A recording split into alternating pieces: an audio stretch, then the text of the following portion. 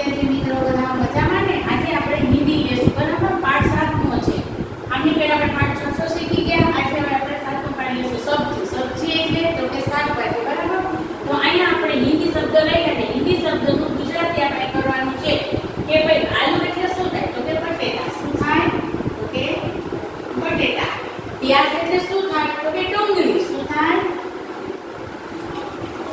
ડુંગળી.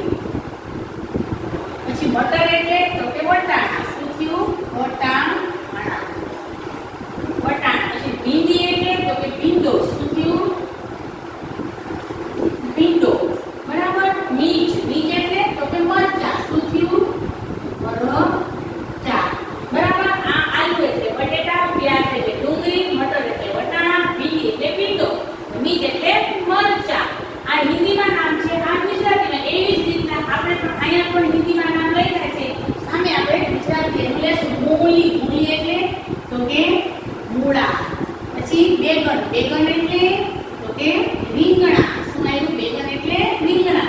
ટમાટર એટલે તો કે ટમેટા. શું આવ્યું? ટમેટા. કોબી. કોબી એટલે તો કે કોબીજો. શું આવ્યું? કોબીજો. અને ગાજર એટલે ગાજર. આ છે શાકભાજીના નામ. સબ્જી એટલે શાક થાય.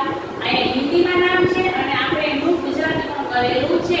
તો મારી સાથે બોલતા થાજો અને લખતા થાજો. તો આલુ એટલે બટેટા, પ્યાજ એટલે ડુંગળી, મટર એટલે વટાણા, ભીંડી એટલે ભીંડો, મિર્ચ એટલે મરચા, મૂળી એટલે મૂળા, બેગન એટલે રીંગણા, ટમાટર એટલે ટમેટા, કોબી એટલે કોબીજો, ગાજર એટલે ગાજર. બધા વિદ્યાર્થી મિત્રોને સમજાઈ ગયું? બરાબર ને? Thank you.